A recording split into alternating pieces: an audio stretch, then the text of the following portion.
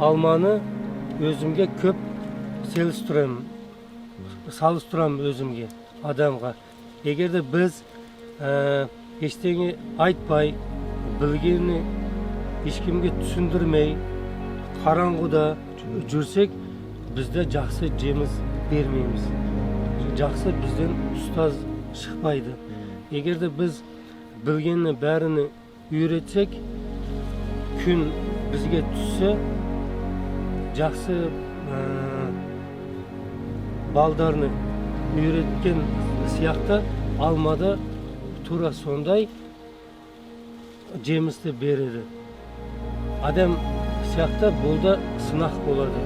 Егерде дұрыс бұтап, дұрыс жүрсек, осында біз сияқты жемісті жылда бере береді.